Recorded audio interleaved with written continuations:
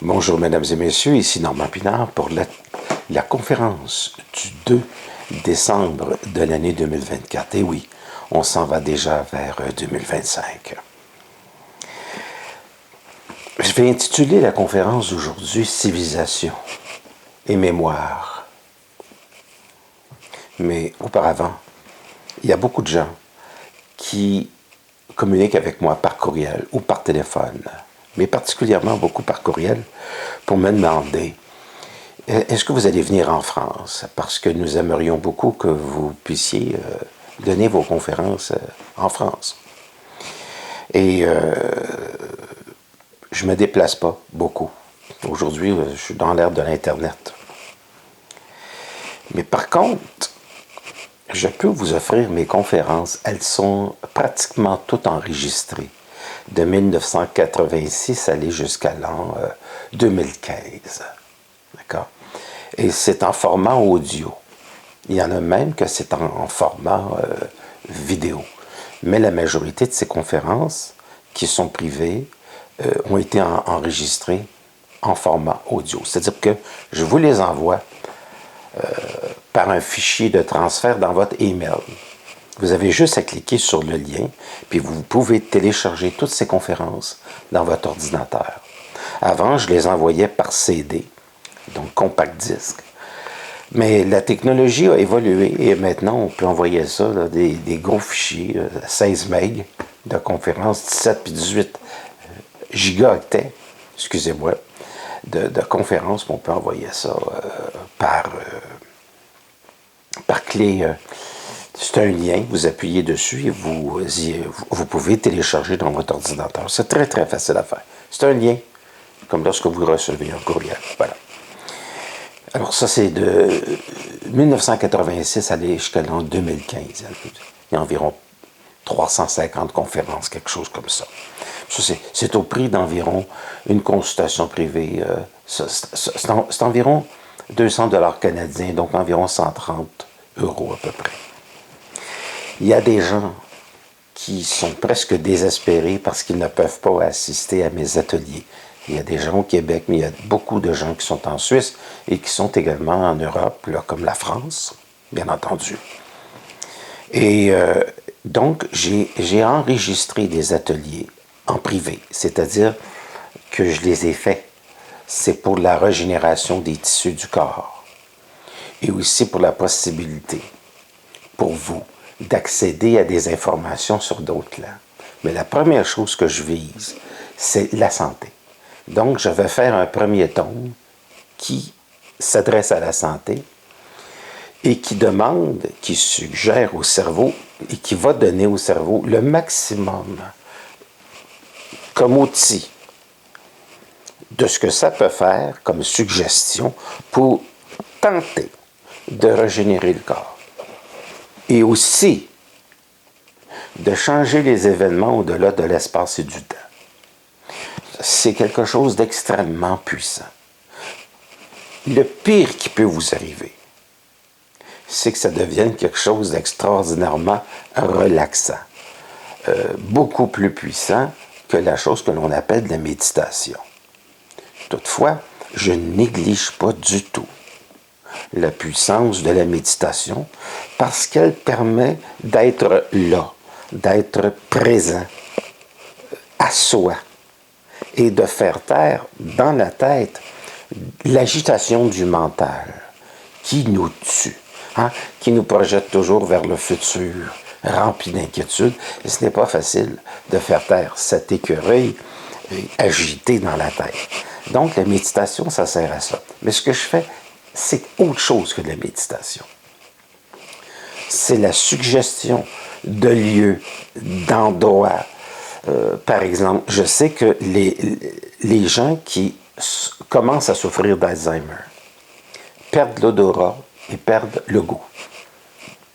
Plusieurs années avant leur problème d'Alzheimer. Alors, je crée un restaurant, on crée un menu et on active dans le cerveau le goûter et l'odorat. D'accord? C'est une technique que j'emploie pour solliciter le cerveau à établir les connexions nécessaires pour éviter la détérioration. D'accord? Pour éradiquer cette démence, cette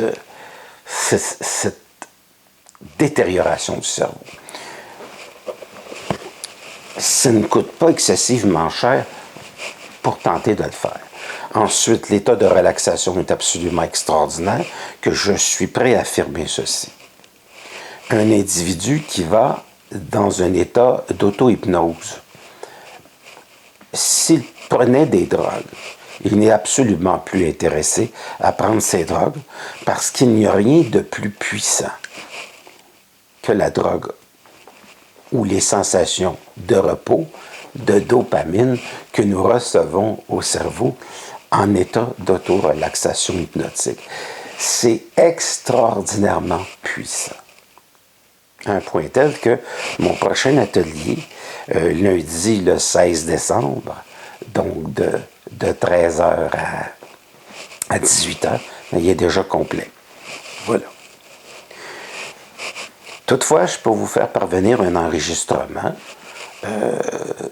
que j'ai fait personnellement en privé, là, qui s'adresse à vous, qui a cette technique. Vous avez simplement qu'à écouter. Moi, je peux vous le faire parvenir simplement par courriel parce que c'est pas un enregistrement qui est trop grand. C'est environ 24 mails. Donc, je peux vous le faire parvenir par courriel. Et ça, c'est 170 $ canadiens. Donc, c'est le prix d'une consultation privée. C'est environ 128 €, quelque chose comme ça. À mon adresse de courriel, pinard.n@videotron.ca. Vous allez trouver mon adresse de courriel sur mon site web à www.normandpinard.com. www.normandpinard.com. Vous allez voir sur la première page, en haut, à droite, un peu en haut, vous allez voir mon adresse de courriel.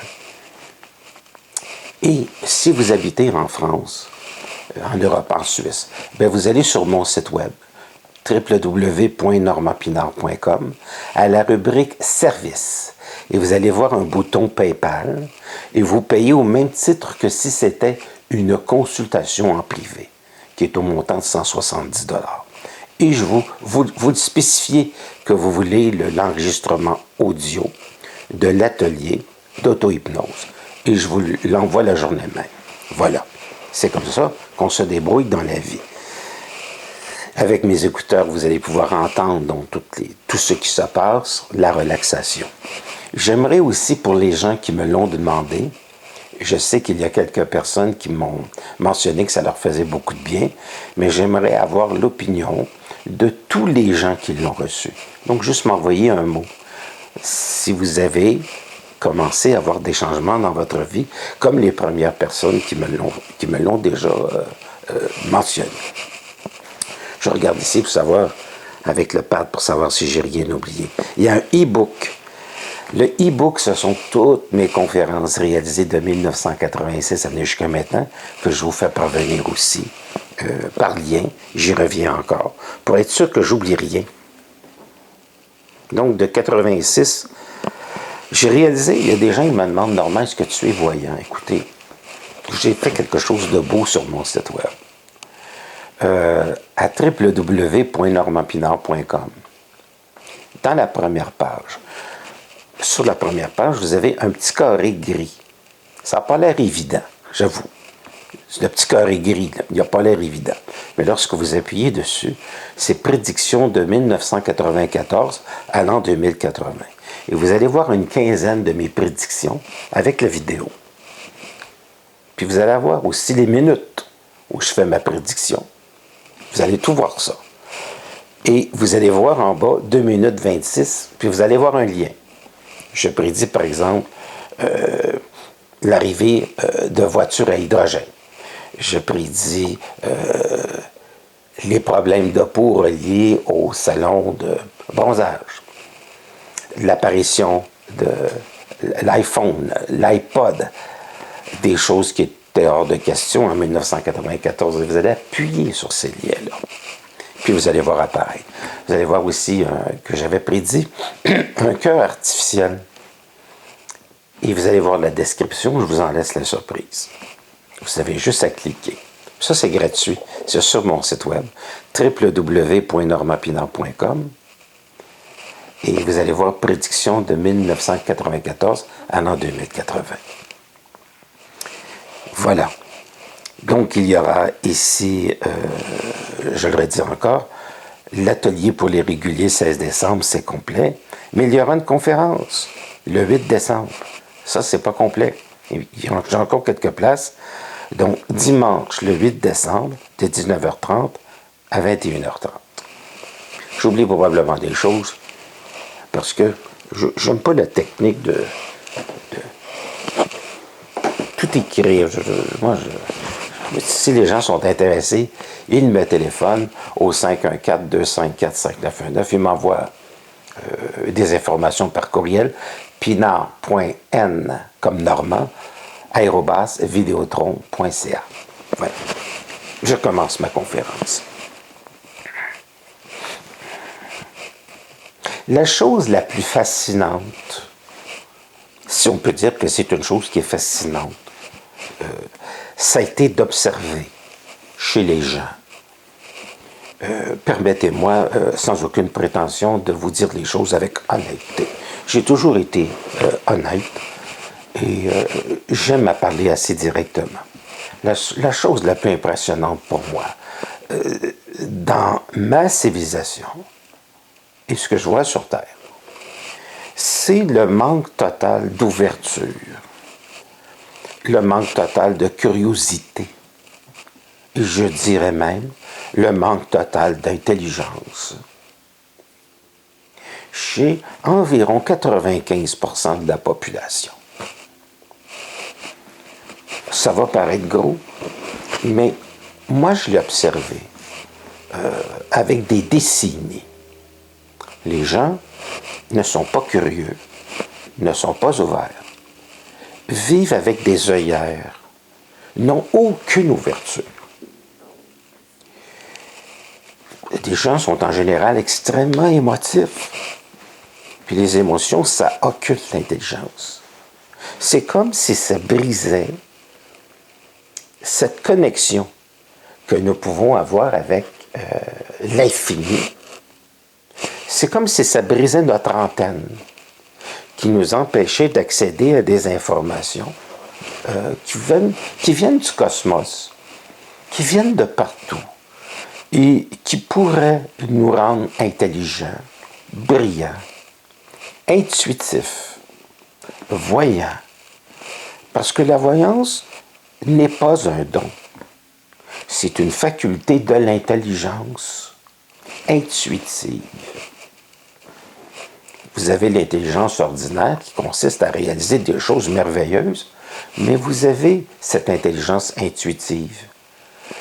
Et tous les êtres humains la possèdent. C'est juste que la majorité des gens ne se font pas confiance.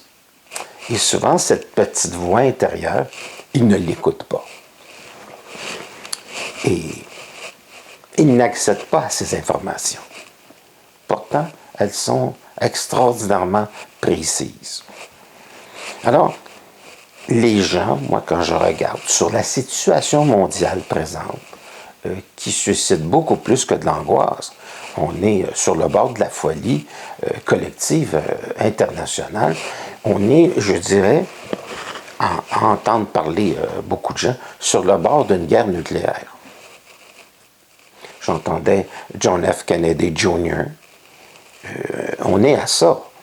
Moi, je l'ai connu en 1962, par rapport à la Russie, qu'on était à ça d'une guerre nucléaire.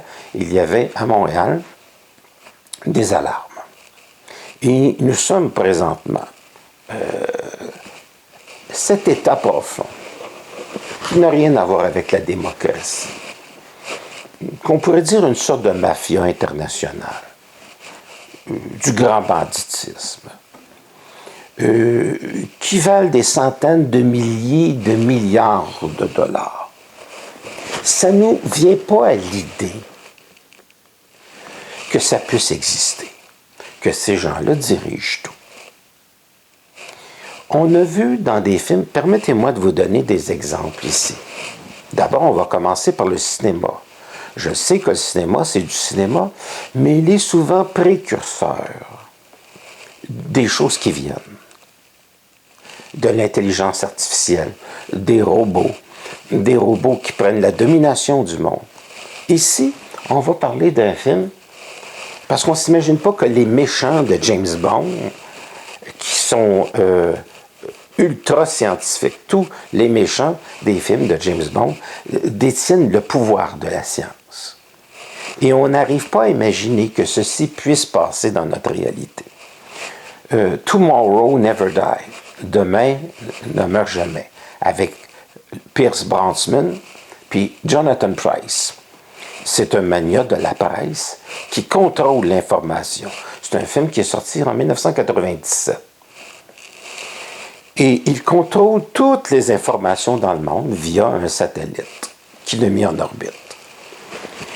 Et on voit Jonathan Pryce dominer et tenter de créer dans le monde une guerre mondiale. Demain ne meurt jamais, c'est ce qui se passe présentement. Ces êtres, un peu comme Jonathan Pryce, dans le film Demain ne meurt jamais, de James Bond, 1997, dominant les journaux, ils dominent la pensée du monde qui sont devant leur téléviseur, la radio, et finalement, les gens ont très peur. Et ils tentent de provoquer une troisième guerre mondiale. C'est exactement, mes amis, là où on est rendu présentement. Il faut arriver à comprendre que le cinéma m'a toujours intéressé beaucoup parce qu'il a toujours été précurseur de la réalité. Je pense au film de Stanley Kubrick, Odyssée de l'espace, Space Odyssey, où on voit la navette spatiale bien avant la création de la navette spatiale, puisque le film est sorti en 1968 et que la navette spatiale, ça a sorti au cours des années 70. Donc, il faut comprendre ces choses-là. J'ai un autre film de James Bond pour vous, donc qui est un film, après Tomorrow Never Die, il y a eu Moonraker. Moonraker, c'est notre fameux James Bond qui est Simon Templar, Roger Moore. Et c'est un film qui a été réalisé en 1979. Et 19, il est sorti en 80. Et dans Moonraker, on voit un savant qui est joué par un acteur que j'aime beaucoup, dont le nom m'échappe présentement. Et qui a fait Au nom de la rose, tout ça, là, qui est un acteur extraordinaire. Et qui a découvert chez une plante un moyen de tuer la race humaine sans toutefois tuer les animaux.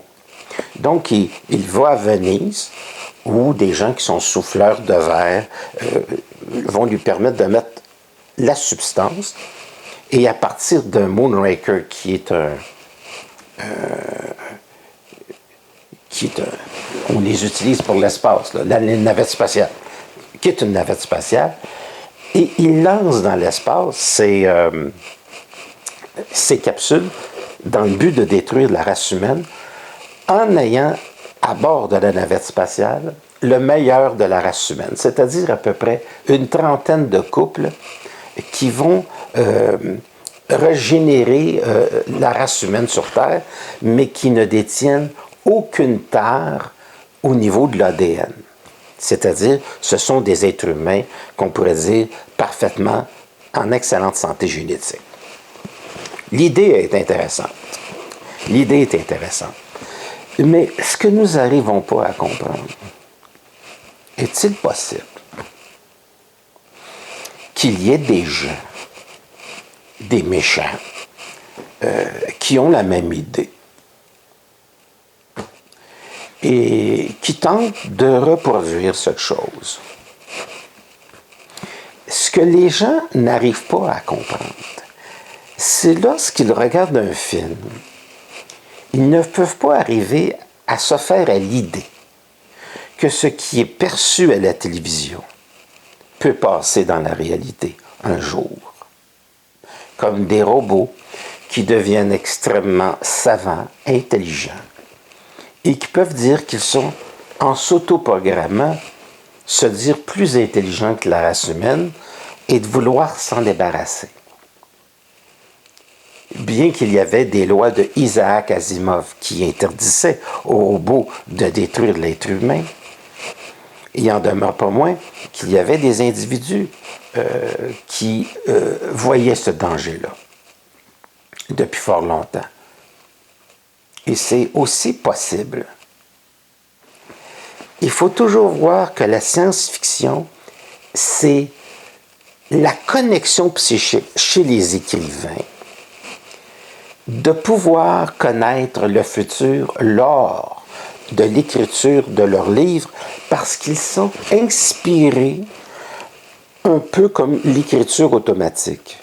L'écriture automatique, c'est une connexion directe. Et quand un individu qui est un réalisateur ou un producteur de film choisit un livre, il choisit un livre de quelqu'un qui a une inspiration. Puis l'inspiration, c'est toujours la connexion psychique avec des plans.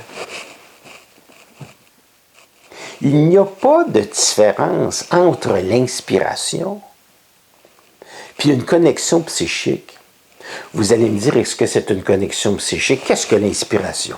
Est-ce que c'est une connexion psychique qui vient d'ailleurs? Est-ce que c'est une connexion psychique qui vient d'une entité? Ça n'a pas d'importance. Moi, je regarde le résultat. Et le résultat, présentement, c'est que le monde que je vois n'est absolument dans sa névrose, dans ses œillères, dans l'incapacité de comprendre que tout ce qui est imaginé est réalisable. Ça ne rentre pas dans la tête. Ça ne rentre pas dans la tête de personne. Ça. Mais on est rendu bientôt avec des voitures qui vont voler dans le ciel, là, des drones, puis on va embarquer dans le drone, puis on va voler, s'amuser, être au-dessus du trafic. Ça n'entre pas dans la tête du monde, ça. On dirait que les gens vivent comme si demain n'existait jamais. Comme si c'était un autre monde. Comme si c'était un cinéma de divertissement et que ces choses-là ne pouvaient pas exister. Grave erreur. Tout ce que je suis en train de vous dire est quelque chose de réel. C'est juste que ça s'est annoncé à la télévision 30, 40, 50 ans auparavant. Vous savez, on a des cas d'OVNI dans les années 1900. Ça n'a pas commencé avec Kenneth Arnold en 1947. Je sais qu'il y a des gens qui aiment de moi un être qui est branché. Mais j'aime expliquer sur le plancher, on pourrait dire des vaches, là, de tout le monde, ce qui se passe. Comment l'invisible se manifeste dans le réel. Comment l'invisible, dans la réalité, va prendre forme. Et qu'une réalité matérielle n'est rien d'autre qu'un concept de la pensée densifié, que l'on appelle de la matière. Tout ce que vous pouvez imaginer peut devenir une réalité.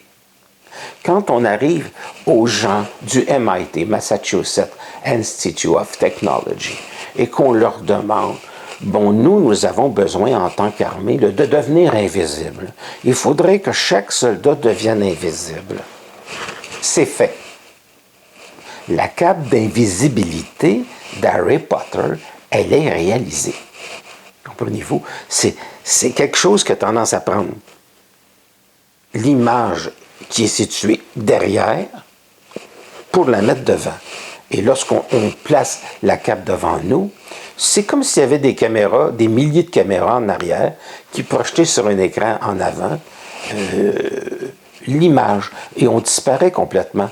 Et c'est une technologie très simple Puis je suis prêt à parier que dans 3-4 ans, on va trouver ça comme jouet pour les enfants pour Noël.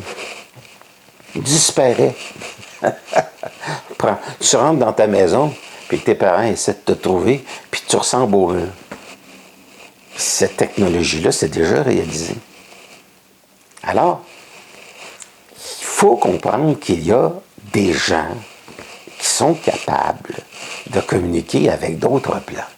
Je le sais parce que je le fais.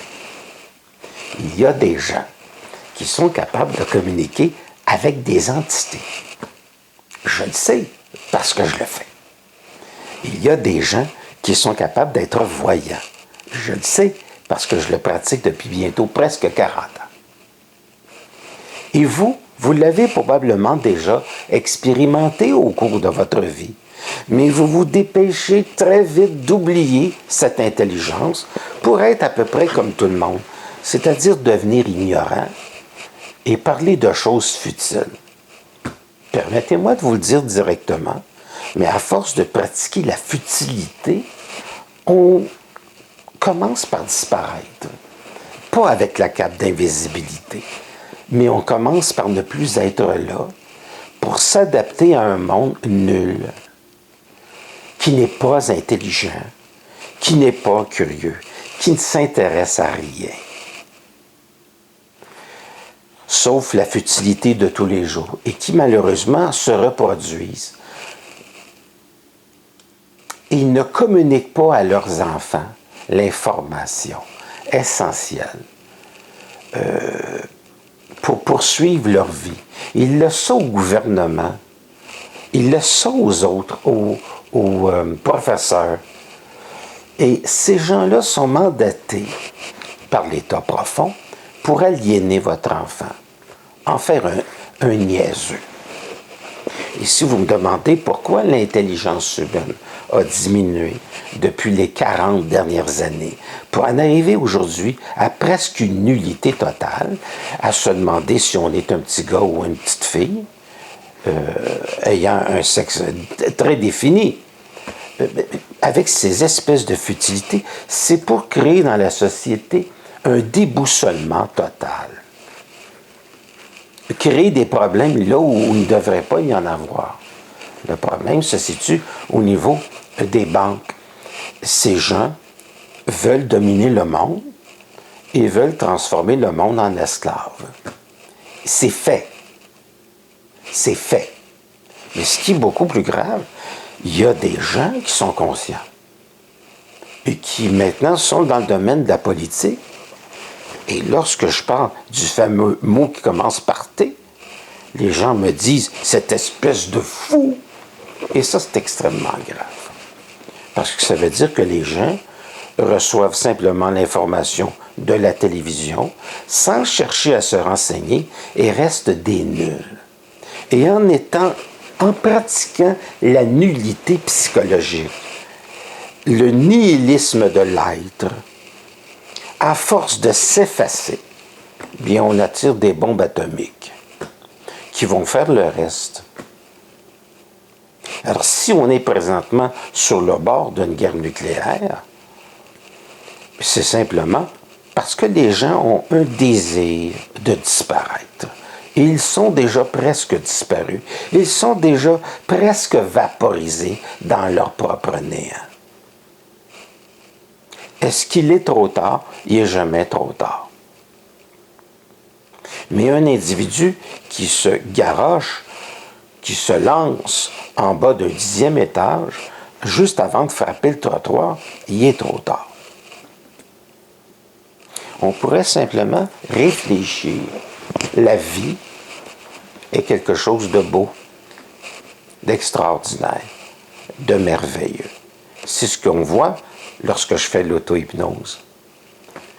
C'est quelque chose de riche, c'est quelque chose de fabuleux. Et on peut rencontrer des êtres extraordinaires. Mais les êtres extraordinaires aujourd'hui, c'est comme des huîtres sur le bord d'une plage. Il y en a seulement quelques-unes qui parfois possèdent une perle absolument extraordinaire. Le reste, c'est des coquilles vides qui sentent la pourriture.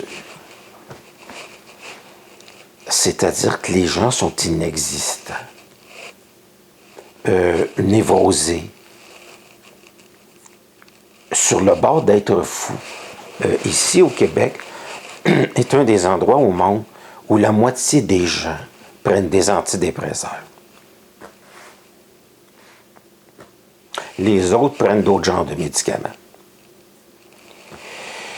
Et tout ça fait partie d'une intervention de l'État profond pour aliéner le monde. Exactement leur donner ce dont ils n'ont pas besoin et ce qui est dangereux pour être. Parce que lorsque nous vivons dans un monde conscient n'est plus manipulable. Je suis un humain, mais je n'appartiens pas au monde. Je n'appartiens pas au monde parce que je suis moi. Comprenez qu'un individu qui vient au monde dans certaines parties du monde, il va adopter la religion de l'endroit, de là où il est venu au monde. Mais est-ce que c'est être? Non. L'être est quelque chose qui n'a pas d'habitude. C'est quelque chose qui n'a pas de religion. C'est quelque chose de libre. Est-ce que le vent possède une religion? Non. En parlant de vent, il y a des gens qui m'ont écrit sur le réchauffement planétaire. Mes chers amis, j'ai déjà travaillé au planétarium. Je suis assez documenté en astrophysique. En ce moment, le réchauffement planétaire est dû à notre Soleil. Il y a des activités à peu près à toutes les 500 ans. Il y a des activités à tous les millénaires. Puis il y a des activités du cycle solaire qui est très connu, qui est de 11 ans. Celui qu'on vit présentement est celui qui appartient à un millénaire. Mais qui sait qu'au Moyen Âge, dans les années 1200, qu'il y a eu une légère période de glaciation causée aussi par des volcans, mais aussi par des cycles solaires. Les cycles solaires, non, c'est quelque chose de vraiment nouveau. La température monte un peu, raisonnablement, et ensuite ça se refroidit. Ce sont des cycles solaires. Est-ce que les activités humaines y sont pour quelque chose? 0,0,0,02% à peu près. La seule grande pollution à surveiller, c'est le plastique. C'est l'eau. Les médicaments que l'on retrouve dans l'eau, qu'on n'arrive pas à filtrer. Le plastique que l'on voit que l'on jette, il faut que ce soit recyclé. Il faut que ce soit jamais jeté à la mer. Ça, c'est quelque chose de dangereux. La couche d'ozone, ça fait partie du cycle solaire, du champ électromagnétique. Il y a des moments où ça apparaît, ça disparaît aussi rapidement que ça apparaît. Ça fait partie des cycles solaires. Alors, je ne dis pas qu'il n'y a pas de réchauffement planétaire. Mais je dis simplement que celui-ci est tempéré. Et même si on peut voir certaines catastrophes dont je soupçonne, très honnêtement, que l'on exagère les effets par une manipulation climatique, il n'y en demeure pas moins que si on pouvait arrêter ces espèces de chemtrails que vous pouvez très bien observer dans le ciel, ça pourrait peut-être aider beaucoup. Parce que le bore, l'aluminium qui tombe sur les plantes, c'est pas bon pour nos glandes. Notre conception humaine n'est pas faite pour des métaux lourds qui donnent le cancer et qui nous tuent lorsque l'on ingurgite de la nourriture comme les légumes et même de la viande, parce qu'il y a les bœufs, les vaches qui avalent ça, puis on ne peut pas l'éliminer. Il faudra demander au gouvernement de cesser ces chemtrails, comme René Lévesque l'avait demandé, et comme de nouveaux politiciens américains le demandent sur le champ. Ça contient des métaux qui ne sont pas faits pour notre santé. Et vous devez prendre conscience de ces choses-là. Vous devez prendre conscience de ces choses-là. Beaucoup de gens qui appartiennent à quelques familles très riches veulent l'élimination de la race humaine pour être remplacés par des robots. Qu'est-ce que vous voulez que je vous dise? Pas tous, mais une partie. Je sais que plusieurs d'entre vous qui sont ouverts absolument à rien vont peut-être capoter, mais je ne peux pas passer mon temps dans les conférences à dire simplement des choses qui sont très occultes, parce que les entités occultes qui veulent la destruction de l'homme passent par l'homme. Ils ne passeront pas par l'homme qui a 5 sous dans ses poches. Ils vont passer par l'homme qui est excessivement riche, parce que lui, il peut faire du dégât. On passe par des Bill Gates. On passe par des gens qui sont puissants, des gens que l'on peut faire chanter.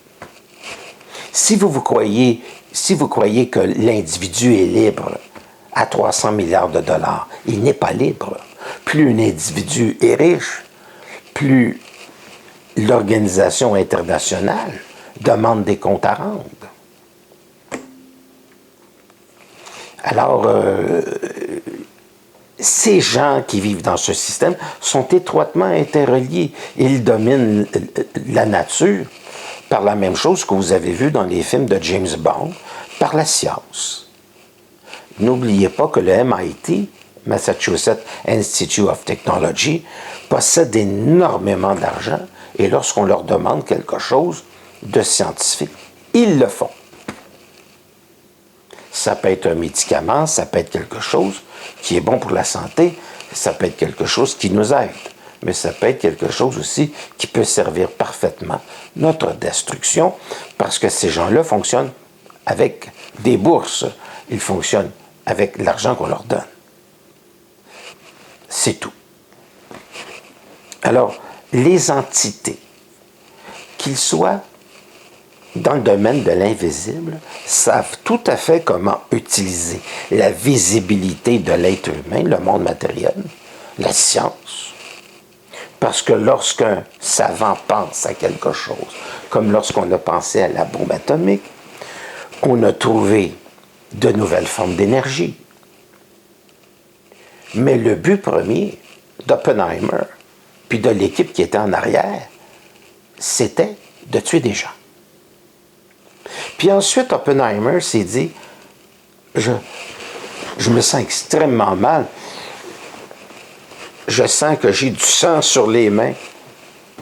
Et le président des États-Unis de l'époque lui tend son mouchoir en disant, essuie-toi avec ça. Parce que c'est moi qui ai pris la décision. En parlant du président en question. Alors, ce n'est pas parce qu'on est un scientifique qu'on pense loin. Ces hommes politiques, avides de pouvoir, de richesse, de contrôle, sont des monstres. Nous sommes dirigés par des monstres qui obéissent à des monstres qui sont beaucoup plus puissants qu'eux. Et les monstres qui sont beaucoup plus puissants qu'eux sont soumis à d'autres monstres. Mais ceux-là, on ne peut pas les voir. Parce que jamais une entité astrale qui possède un être humain va lui dire que tu fais des mauvaises choses. Elle va lui dire, tu es beau, tu es intelligent, tu es formidable, tu es extraordinaire, tu as raison. Continue. Alors, pour employer l'image de Satan dans le christianisme, la tentation dans le désert, on dit toujours, je vais t'offrir ceci, je vais t'offrir cela, tu vas avoir tous les pouvoirs. Hein? L'astral charme par le pouvoir. L'astral ne charme pas en disant que tu es stupide. L'astral va charmer en disant que tu vas devenir encore plus puissant. Et de la manière que l'astral tue un individu, chez un individu qui se sent devenir rien, elle va lui mettre des idées dans la tête, à lui, et elle va lui dire, toi, t'es stupide, toi, tu vaux rien, suicide-toi. C'est la seule chose qui te reste à faire, suicide-toi. Voilà les catégories de possession. Les gens ne réalisent pas jusqu'à quel degré les démons qui se cachent en arrière sont extrêmement puissants. Et les êtres humains qui agissent présentement, il y en a dans des sectes qui s'imaginent bien faire. Et un individu qui s'imagine bien faire est beaucoup plus dangereux qu'un individu qui sait qu'il fait le mal. Parce que celui qui ne sait pas qu'il fait le mal en pensant faire le bien est extrêmement dangereux. Alors voilà pour la société, tous ces regroupements religieux à travers le monde. Il y en a qui se font sauter. Être libre, c'est voir les choses. Ce n'est pas partir en courant, c'est voir les choses, c'est de pouvoir les constater. Et c'est d'utiliser notre pouvoir personnel, comme celui que j'utilise en ce moment, pour dire ces choses-là sont réelles.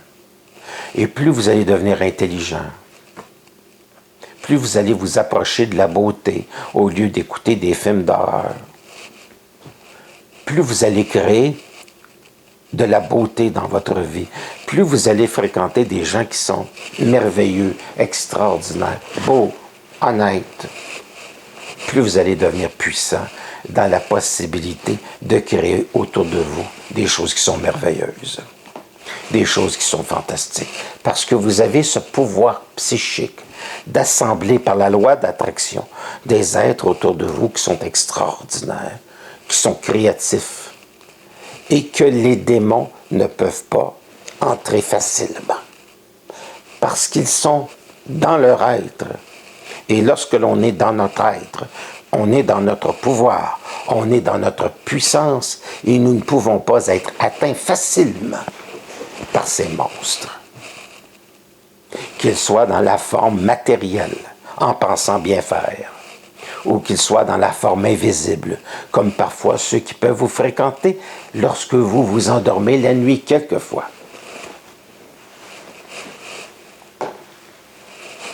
Devenez imperméable à ce monde négatif. Transformez vos pensées. Et alors, vous allez transformer le monde. Changez la mémoire du monde. Placez-y quelque chose de merveilleux. Parce que les gens qui suivent mes ateliers commencent déjà à changer leur vie, de fond en comble. Et ça ne prend pas beaucoup de temps. Ici Normand Pinard qui vous dit au revoir et à très bientôt.